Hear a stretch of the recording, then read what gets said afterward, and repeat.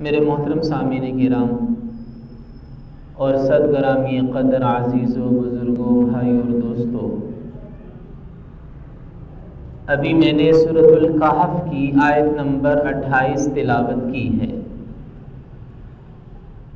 اس آیت مبارکہ کی روشنی میں ہم یہ سمجھیں گے کہ اسلامی نظام زندگی میں، اسلامی قانون زندگی میں، معاشرے میں بسنے والے غریب، کمزور، پسماندہ، یتیم، بیوہ، مریض، یہ جو معاشرے کے پسماندہ طبقات ہیں، ان کا مقام کیا ہے؟ اس آیت مبارکہ میں کیا مضمون بیان کیا گیا ہے؟ اس مضمون کو سمجھنے سے پہلے اس فرق کو سمجھنا چاہیے جو ریاست مدینہ یعنی حضرت محمد صلی اللہ علیہ وسلم کی تشکیل کردہ ریاست، آپ کے تشکیل فرمودہ معاشرے میں اور ہمارے آج کے معاشروں میں اور ہماری آج کی ریاستوں میں جو فرق ہے، اس فرق کو پہلے ہم سمجھتے ہیں، اس سوچ کو، اس مزاج کو، اس نظام کو، اس رویے کو ہم پہلے سمجھتے ہیں جو یہاں موجود ہے اور جو وہاں موجود تھا، پھر ہمیں اس آیت مبارکہ کی صحیح سمجھ آئے گی۔ ہمارے ہاں چڑھتے سورج کو سلام کرنے کا مزاج ہے، طاقتور کو سلام کرنے کا مزاج ہے، طاقت کے سامنے، دولت کے سامنے، اختیار کے سامنے جھک جانا، سر تسلیم خم کر لینا، آج کی دنیا کا یہ مزاج اور یہ فلسفہ ہے۔ آج کی دنیا طاقتور کے سامنے جھکتی ہے، با اختیار کو سلام کرتی ہے، دولت کو تسلیم کرتی ہے، دولت کی حاکمیت کو، دولت کی طاقت کو تسلیم کرنے والی دنیا ہے جس میں ہم جی رہے ہیں۔ جیسے وہ ایک واقعہ ہے کہ ایک گاؤں میں ایک پولیس کا بڑا افسر رہتا تھا، SHO تھا یا اس سے بھی بڑا کوئی افسر تھا، تو اس کی والدہ کا انتقال ہو گیا، تو دور دراز سے لوگ سفر کر کے اس کی والدہ کے جنازے میں پہنچے۔ بہت بڑا جنازہ، جمع غفیر کہ جی SHO کی والدہ کا انتقال ہو گیا، لوگ تعزیت کے لیے آ رہے ہیں۔ کئی دن تک تانتا بندھا رہا، تعزیت کرنے والوں کا، افسوس کرنے والوں کا، دعا کرنے والوں کا تانتا بندھا رہا۔ پھر ظاہر ہے ہر ایک کو موت تو آنی ہے، کچھ عرصے بعد اس پولیس افسر کا بھی انتقال ہو گیا، SHO صاحب کی وفات ہو گئی، تو جنازہ بھی سنسان اور تعزیت کی بیٹھک بھی سنسان۔ لوگ حیران کہ بھئی والدہ SHO کی والدہ کا انتقال ہوا تو رش تھا، جمع غفیر تھا، تعزیت والوں کا تانتا بن گیا۔ جب SHO صاحب خود دنیا سے رخصت ہو گئے، اپنا کوئی جنازے میں پہنچا، نہ کسی کو دعا مانگنے کی توفیق ہوئی، نہ کوئی تعزیت والا تھا۔ کیوں؟ اس لیے کہ اب وہ کس کام کا؟ پہلے تو اس لیے پہنچے تھے کہ 1000 کام پڑھ سکتے ہیں SHO صاحب سے، لیکن اب تو جب SHO صاحب ہی دنیا سے چلے گئے تو اب ان کے جنازے میں شرکت کا کیا فائدہ؟ اب کیا فائدہ؟ چڑھتے سورج کو سلام، طاقتور کو سلام، با اختیار کو سلام اور دولت کے سامنے جھکنا، یہ آج کے زمانے کا مزاج ہے، یہ آج کے زمانے کا فلسفہ ہے اور یہ آج کے زمانے کا رویہ ہے۔ جبکہ ریاست مدینہ میں کیا ہوتا تھا؟ حضرت محمد صلی اللہ علیہ وسلم کے تشکیل کردہ معاشرے میں جو جتنا زیادہ کمزور ہوتا تھا وہ اتنا زیادہ طاقتور ہوتا تھا، جو جتنا زیادہ غریب ہوتا تھا اس کی اتنی زیادہ عزت ہوتی تھی، جو دنیاوی اعتبار سے جو پردیسی ہے، جو مسافر ہے، جو نہتا ہے، جو کمزور ہے، یتیم ہے، بیوہ ہے، ریاست اس کا اتنا زیادہ خیال رکھتی تھی۔ آقا نامدار حضرت محمد صلی اللہ علیہ وسلم نے اس کی زیادہ پرواہ کرنا سکھایا۔ آپ نے سکھایا کہ اتق دعوت المظلوم، مظلوم کی بددعا سے بچو، فَإِنَّهُ لَيْسَ بَيْنَهَا وَبَيْنَ اللَّهِ حِجَابٌ، کیونکہ مظلوم کی بددعا اور اللہ کے درمیان کوئی پردہ، کوئی رکاوٹ حائل نہیں ہے۔ ڈرنا ہے تو پھر مظلوم سے ڈرو، ظالم سے نہ ڈرو۔ اگر ڈرنا ہی ہے تو پھر تمہیں مظلوم سے ڈرنا چاہیے، کیونکہ مظلوم کی آہ وہ حال کر سکتی ہے جو ظالم کی تلوار نہیں کر سکتی۔ ظالم کی فوج اور ظالم کی طاقت تمہیں وہ نقصان نہیں پہنچا سکتی جو نقصان ایک مظلوم کے دل سے نکلنے والی آہ سے تمہیں پہنچ سکتا ہے۔ اب یہ ہے ایک طرف آج کا معاشرہ، چڑھتے سورج کو سلام کرنے والا، اور یہ ہے مدنی معاشرہ، یہ ہے ریاست مدینہ، کہ جس کے مطابق اگر ڈرنا ہے تو ظالم سے نہ ڈرو، ظالم کی طاقت سے نہ ڈرو، اتق دعوت المظلوم، ڈرنا ہے تو مظلوم کی بددعا سے ڈرو، مظلوم کی فریاد سے ڈرو، اور مظلوم کی آہ سے ڈرو۔ فَإِنَّهُ لَيْسَ بَيْنَهُ وَبَيْنَ اللَّهِ حِجَابٌ، کیونکہ اللہ کے دربار میں پہنچتے ہوئے اسے کوئی رکاوٹ درپیش نہیں ہوتی ہے۔ یہ فرق سمجھنا چاہیے ان دونوں چیزوں میں، ان دونوں سوچوں میں، ان دونوں رویوں میں، ان دونوں نظاموں اور مزاجوں میں فرق سمجھنا چاہیے۔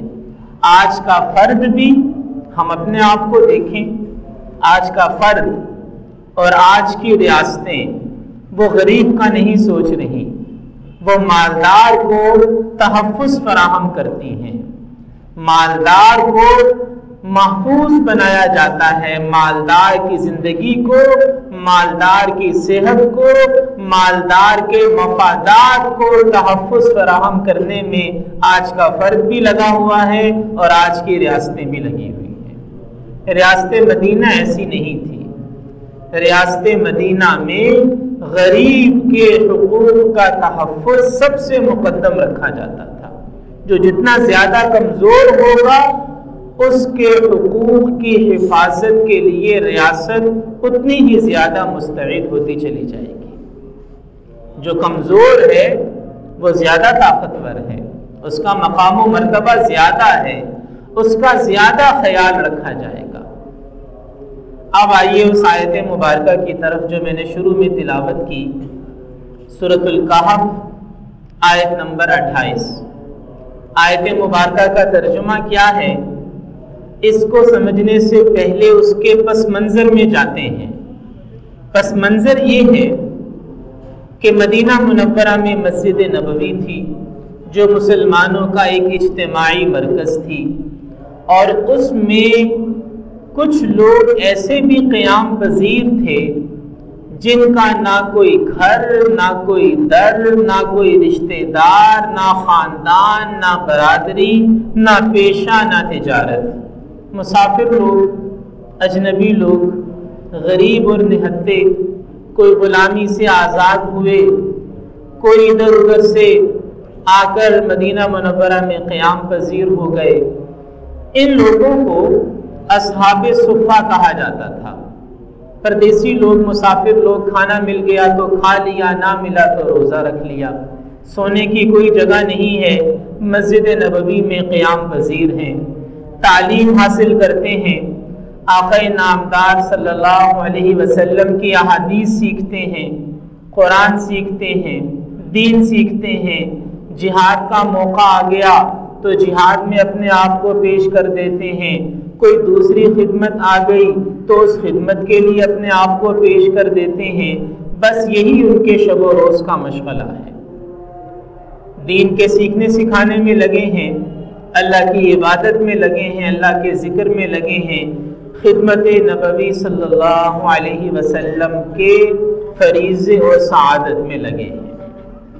آپ علیہ السلام ان کے پاس تشریف لاتے، بیٹھتے، لیکن ظاہر ہے کہ رسول مکرم صلی اللہ تعالی علیہ وسلم مدینہ کی ریاست کے والی بھی ہیں، بانی بھی ہیں، قاضی بھی ہیں، حاکم بھی ہیں، سپہ سالار بھی ہیں، اور داعی اللہ پیغمبر نبی آخر الزمان صلی اللہ علیہ وسلم بھی ہیں، معلم بھی ہیں، امام بھی ہیں، خطیب بھی ہیں، آپ کے گھر والے بھی ہیں، بچے بھی ہیں، مصروفیات ہیں، بہت سے مشاغل ہیں، کبھی آپ خود تشریف لے جا رہے ہیں، کبھی بہت سے وفود آپ سے ملنے کے لیے حاضر ہو رہے ہیں، بہت سے مشاغل ہیں۔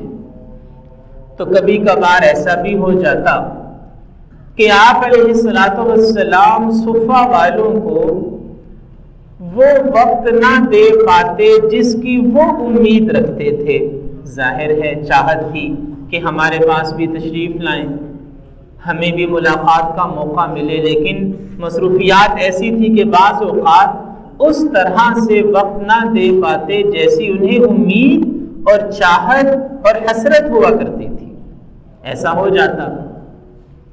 تو اس پر اللہ جل جلالہ نے سورۃ الکہف کی آیت نمبر 28 نازل فرمائی، جو میں نے ابھی تلاوت کی، جس میں ارشاد باری تعالی ہے وَاصْبِرْ نَفْسَكَ مَعَ الَّذِينَ يَدْعُونَ رَبَّهُمْ بِالْغَدَاةِ وَالْعَشِيِّ، کہ آپ صلی اللہ علیہ وسلم اپنے آپ کو ان لوگوں کے پاس بیٹھنے کا پابند بنائیے، ان لوگوں کے پاس وَاصْبِرْ نَفْسَكَ مَعَ الَّذِينَ يَدْعُونَ رَبَّهُمْ بِالْغَدَاةِ وَالْعَشِيِّ، آپ اپنے آپ کو ان لوگوں کے پاس بیٹھنے کا پابند بنائیے، یعنی پابندی سے ان کے پاس تشریف فرما ہوں۔ کون لوگ؟ الذین یدعون ربهم بالغداة والعشی، جو صبح و شام اپنے رب کے ذکر اور عبادت میں لگے ہوئے ہیں۔ یریدون وجہہ، کہ جنہیں سوائے اللہ کی رضا کے اس دنیا کی زندگی سے اور کچھ نہیں چاہیے، نہ خاندان ہے، نہ بچے ہیں، نہ زمینیں جائیدادیں ہیں، نہ کاروبار و تجارت ہے کہ جس کو بڑھانے کی فکر ہو۔ ان کا تو بس ایک ہی کام ہے، یدعون ربهم بالغداة والعشی، صبح و شام اللہ کی عبادت کرتے ہیں۔ یریدون وجہہ، دنیا میں سوائے اللہ کی رضا کے کسی چیز کے طالب نہیں۔ آپ اپنے آپ کو ان کے پاس بیٹھنے کا پابند بنائیے، اور پھر فرمایا کہ وَلَا تَعْدُ عَيْنَاكَ عَنْهُمْ، آپ اپنی مبارک نظروں کو ان سے اوجھل نہ ہونے دیجیے، یعنی ان پہ آپ کی نظر شفقت، نظر رحمت ہر وقت رہنی چاہیے۔ وَلَا تَعْدُ عَيْنَاكَ عَنْهُمْ، انہیں مت بھولیے گا، انہیں مت بھولیے گا۔ اب جب یہ آیت مبارکہ نازل ہوئی تو رسول پاک صلی اللہ علیہ وسلم نے فرمایا الحمدللہ، تمام تعریفیں اس اللہ کے لیے ہیں جس نے میری امت میں ایسے لوگ پیدا فرمائے جن کے پاس بیٹھنے کا مجھے حکم دیا، یعنی میری امت میں ایسے لوگ ہیں کہ مجھ محمد صلی اللہ علیہ وسلم کو یہ حکم دیا جا رہا ہے کہ میں ان کے پاس بیٹھوں، ان کی صحبت اختیار کروں۔ حالانکہ خاتم النبیین آقا نامدار حضرت محمد مصطفیٰ صلی اللہ علیہ وسلم کی صحبت کی قیمت کیا ہے کہ ایک لمحے کے لیے جسے صحبت کا شرف حاصل ہو گیا، جسے چند لمحے ساتھ گزارنے کا موقع مل گیا، وہ صحابی ہو گیا، اور جو صحابی ہو گیا ساری دنیا کے اولیاء، ائمہ، تابعین، تبع تابعین، کتب، غوث، ابدال، سب مل کر بھی اس کے مقام و مرتبہ کو نہیں پہنچ سکتے۔ یعنی ایسی قیمت ہے، ایسی قیمت ہے، ایسی فضیلت ہے کہ حضور علیہ الصلوۃ والسلام کی صحبت میں چند لمحے گزر جائیں تو انسان کا مقدر بدل جاتا ہے۔ لیکن آپ علیہ الصلوۃ والسلام سے فرمایا جا رہا ہے آپ ان کے پاس اپنے آپ کو بیٹھنے کا پابند بنائیے۔ یہ کمزور، یہ غریب، یہ نادار، یہ مفلس، جن کے پاس کھانے کو کھانا نہیں، پہننے کو مناسب لباس نہیں، رہنے کو جگہ کا تو سوال ہی پیدا نہیں ہوتا، یہ مسافر ہیں، مہاجر ہیں، پردیسی ہیں، غریب ہیں، یہ سلمان فارسی ہیں، یہ صہیب رومی ہیں، یہ ابو ذر غفاری ہیں، یہ حضرت ابو ہریرہ ہیں، آپ اپنے آپ کو ان کے پاس بیٹھنے کا پابند بنائیے۔ یہ ہے ریاست مدینہ میں کمزور کی طاقت، یہ ہے ریاست مدینہ میں غریب کی امیری، غریب کی مالداری۔ جو غریب ہے اس کے پاس دولت ہے، حضور علیہ الصلوۃ والسلام کی نظر شفقت کی دولت، اور جو کمزور ہے اس کے پاس طاقت و قوت ہے۔ کس چیز کی طاقت و قوت؟ حضرت محمد صلی اللہ علیہ وسلم کے دست شفقت کی طاقت و قوت ہے۔ یہ کمزور نہیں ہے، یہی تو طاقتور ہے، اور یہ غریب نہیں ہے، یہی تو اصل میں مالدار ہے۔ یہ نظام ہے نظام محمدی، اور یہ ریاست ہے ریاست مدینہ۔ اسے ریاست مدینہ کہا جاتا ہے، جہاں پر غریبوں کی ہڈیاں بھی نچوڑ لی جائیں، وہ ریاست مدینہ نہیں ہوتی۔ ریاست مدینہ یہ ہوتی ہے جہاں غریب کی غریبی اس کی طاقت ہوتی ہے، اور کمزور کی کمزوریاں اس کی طاقت ہوتی ہیں۔ اس ریاست کو ریاست مدینہ کہا جاتا ہے۔ اب حضرت سلمان فارسی کو دیکھیے، رہنے والے تھے فارس کے، ایران کے فارس، سلمان فارسی، فارس کے رہنے والے، عراق پہنچے، فارس سے چلے عراق پہنچے، عراق سے چلے غلام بنا کر مدینہ منورہ لائے گئے۔ بڑا تفصیلی واقعہ ہے، یہ لمبا مضمون ہے، یہ سب کیسے ہوا، لیکن بہرحال مدینہ میں کیا ہیں؟ ایک آزاد کردہ غلام ہیں، جنہیں آزاد بھی حضور صلی اللہ علیہ وسلم نے کروایا۔ اب دیکھیے، نہ کوئی بھائی، نہ یہاں والد، نہ کوئی چچا، نہ کوئی برادری، نہ کوئی خاندان، کمزور ترین انسان ہے، کمزور ترین۔ کیونکہ یہ آج کا معاشرہ تو اور طرح کا ہے، یہاں بھی پردیسی ہونے کا مطلب کمزور ہونا ہے، لیکن ان معاشروں میں تو جو آدمی پردیسی ہوتا تھا، اکیلا ہوتا تھا، وہ بیچارہ تو بالکل ہی گیا گزرا ہوتا تھا، جس کا خاندان نہیں، قبیلہ نہیں، کوئی کنبہ نہیں، کوئی حلقہ احباب نہیں، وہ تو بالکل گیا گزرا۔ اب یہ وہ سلمان فارسی ہیں جو اس زمانے کے دنیاوی اصول کے اعتبار سے انتہائی کمزور، مفلوق الحال، غریب اور نادار، لیکن حضرت محمد صلی اللہ علیہ وسلم نے ایک جملہ ارشاد فرمایا جو قیامت تک آنے والے غریبوں اور ناداروں اور پردیسیوں کے زخموں کا مرہم ہے۔ حضرت محمد صلی اللہ علیہ وسلم نے فرمایا، سلمان منا اہل البیت، سلمان کا اگر کوئی گھر نہیں ہے تو سلمان میرے گھر کا فرد ہے، سلمان میرے اہل بیت میں سے ہے۔ اہل بیت یعنی کیا شاندار اعزاز ہے، حضرت محمد صلی اللہ علیہ وسلم کے گھر کا فرد ہونا۔ آج بھی ہم اہل بیت کی کیسی خصوصی تکریم، تعظیم، احترام اور محبت کرتے ہیں۔ ہمارے دل ان کی محبت سے اس لیے سرشار ہوتے ہیں کہ یہ حضور صلی اللہ علیہ وسلم کے گھر کا فرد ہے۔ اور حضرت سلمان فارسی رضی اللہ عنہ کے بارے میں رسول پاک صلی اللہ علیہ وسلم نے فرمایا کہ سلمان منا اہل البیت، سلمان تو ہمارے گھر کا فرد ہے۔ تو جو جتنا کمزور ہوگا، جو جتنا غریب ہوگا، جسے زمانہ جتنا دھتکار دے گا، آقا نامدار حضرت محمد صلی اللہ علیہ وسلم کے نزدیک اس کا مقام، اس کا مرتبہ، اس کی طاقت، اس کی عزت میں اتنا ہی زیادہ اضافہ ہوتا چلا جائے گا۔ یہ ہے نظام محمدی۔ رسول پاک صلی اللہ علیہ وسلم کے ایک دوست تھے جن کا نام تھا ظاہر، زا کے ساتھ ظاہر۔ مسند احمد میں ان کا واقعہ موجود ہے۔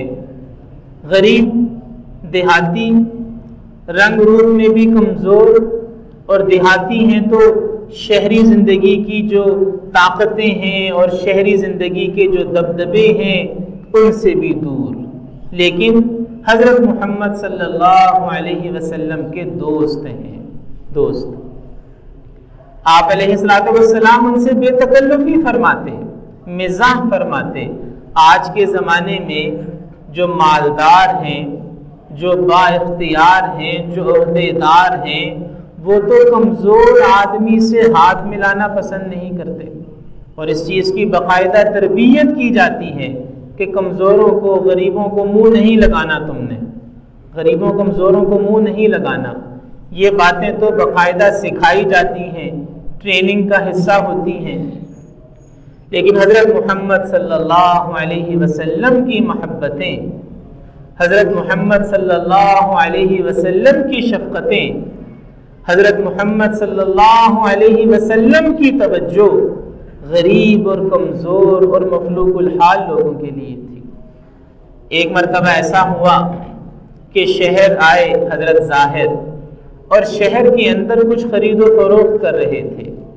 رسول پاک صلی اللہ علیہ وسلم نے دیکھ لیا، انہوں نے آپ کو نہیں دیکھا، آپ نے انہیں دیکھ لیا۔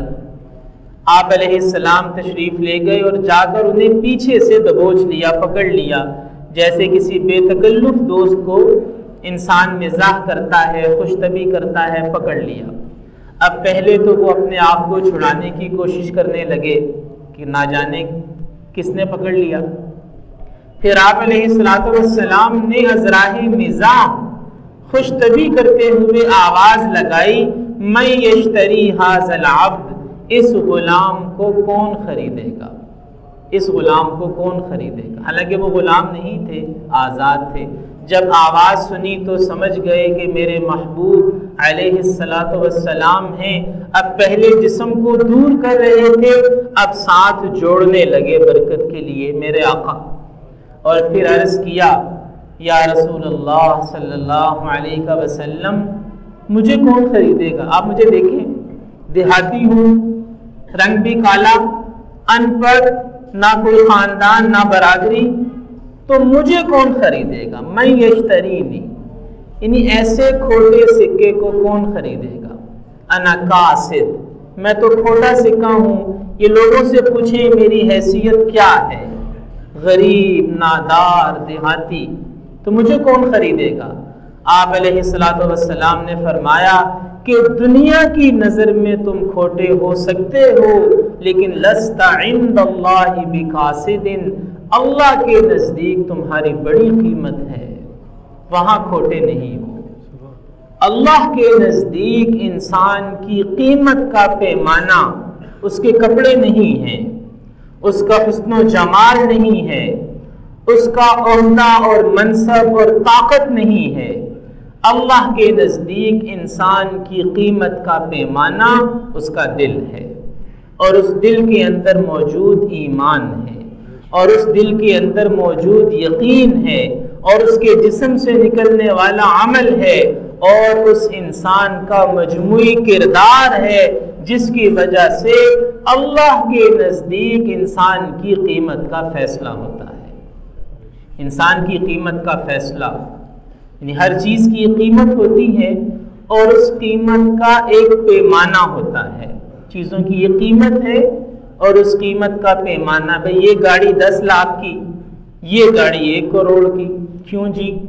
اس کی قیمت زیادہ ہے، تو اس کی قیمت کے کچھ پیمانے ہیں جس کی وجہ سے اس کی قیمت زیادہ ہوئی ہے۔ تو انسانوں کی قیمت کا پیمانہ اللہ کے نزدیک اس کی شکل و صورت، اس کی طاقت اور اس کا لباس اور اس کا گھر اور اس کی سواری نہیں ہے۔ اللہ کے نزدیک انسانوں کی قیمت کا پیمانہ انسان کا دل، اس کا کردار اور اس کے جسم سے نکلنے والے اعمال ہوتے ہیں۔ تو یہ بات ہمیں سمجھنی چاہیے۔ آقا نامدار حضرت محمد صلی اللہ علیہ وسلم کے لائے ہوئے دین میں جو غریب ہے، جو کمزور ہے، جو یتیم ہے، جو بیوہ ہے، جو مسکین ہے، جو محتاج ہے، جو مفلس ہے، جو مقروض ہے، وہ سب سے زیادہ توجہ کے قابل ہے، توجہ کے سب سے زیادہ قابل، عزت کے سب سے زیادہ قابل، ہمارے سلام کے سب سے زیادہ قابل، ہمارے پیار کے سب سے زیادہ قابل وہ ہے جو جتنا زیادہ کمزور مسلمان ہے۔ کمزور مسلمان کو اٹھانا، کمزور مسلمان کا ساتھ دینا، اس کے ساتھ کھڑا ہونا، یہ طاقتور مسلمان کے ساتھ کھڑے ہونے سے زیادہ ضروری ہے۔ اس کا یہ مطلب نہیں کہ دوسرے کی عزت نہ ہو، عزت تو ہر ایک کی ہے، احترام ہر ایک کا ہے۔ رسول پاک صلی اللہ علیہ وسلم نے فرمایا کہ انزل الناس منازلہم، لوگوں کو ان کا جائز حق دو، جو ان کا مرتبہ ہے، جو ان کا مقام ہے، اس کے مطابق ان کی عزت کرو۔ ہر ایک کی عزت ہونی چاہیے، غریب کی بھی عزت ہونی چاہیے، مفلس اور نادار کی بھی عزت ہونی چاہیے، خدمت ہونی چاہیے۔ کسی کو اس کے کپڑوں کی وجہ سے یا اس کے پیسوں کی وجہ سے یا اس کے گھر کی وجہ سے یا اس کی شکل کی وجہ سے یا اس کی جسمانی کیفیت اور حیت کی وجہ سے حقیر سمجھنا یا ادنا سمجھنا، یہ اتنا بھاری گناہ ہے کہ بعض اوقات اللہ ہماری حفاظت فرمائے، اس گناہ کا حساب دنیا میں ہی بے باک ہوا کرتا ہے۔ اللہ پاک ہمیں قرآن مجید کو سمجھ کر، ان تمام باتوں کو سمجھ کر ان پر عمل کی توفیق عطا فرمائے۔ وآخر دعوانا ان الحمدللہ۔